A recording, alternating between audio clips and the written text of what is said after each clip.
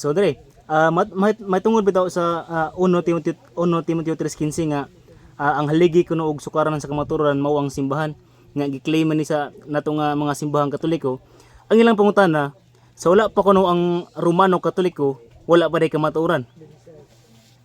So, ang ilang buti pasabot, kay naa sa 1 Timoteo 3:15, ang simbahan haligig sukaran sa kamatuoran. Una kining simbahan na ang Romano Ang Katoliko. Katoliko. Kung Romano Katoliko ni, wala ba day kamatuoran sa pay Romano Katoliko? Oh, ilang pangutana. Unas tanan, ang 1 Timoteo 3:15 tinuod gyud na, di gyud na masupak nga simbahan ni. Unya, dili pun masupak nga wala ang simbahan nga retirado ana kining simbahan Katoliko ug mao kini ang Romano Katoliko. Na wa ba di ay kamatuoran sa pay Romano Katoliko?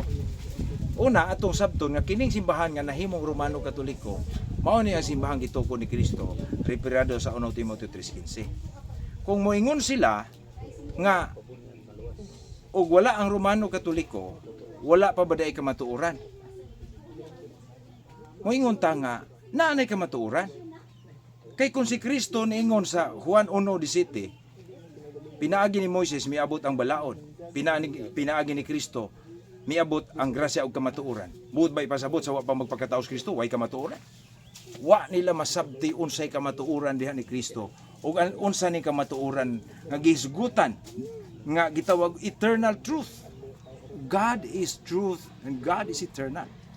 Pero si Kristo mao ang kahupnganan, the fullness of truth. That's why miingon si San Pablo sa Galatia 4:4, in the fullness of time. So kini kinapungkayan sa panahon, fullness of time, God sent His Son, born of a woman, nagpakatao si Kristo. Wala kisama ni Kristo. John 14:6, I am the way, the truth, and the life. So buot ba ipasabot nga sa wa pa matao si Kristo, wa po'y kamatuoran?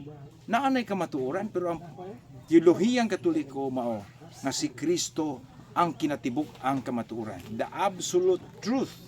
Because Christ is the absolute teacher. Mao na nga pag-ingon nga wa ba ay kamatuoran sa wa pay Romano Katoliko. Na ay kamatuoran. Pero ang kinatibuk ang kamatuoran gibili ni Kristo diha sa simbahang Katoliko. Kay ugwa mo abot si Kristo wala man ning gitawag fullness of truth. Una nagtuko si Kristo og simbahan. Mao nang pag-ingon ni San Pablo, the church is the pillar and foundation of truth. Kini nga truth mao si Kristo mismo.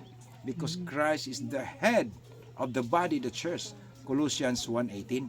Una si Kristo kamatuoran man. Mauna nga kinahanglan magtuon yod ang mga nagsupak ni ining maong teolohiya. Naanay kamatuoran, pero ang kamatuoran nga nasa simbahan karon, ang kinatibuk ang kamatuoran. Kaya mao nagingon ni Kristo, panglakaw kamo sa tibok kalibutan, isang yang mayong balita. Bunyagi sila sa ngalan samahan sa Anak ug Espiritu Santo ug tudloi sila sa tanan. So, mao na nakalahi kay ang Old Testament dili pa to tanan.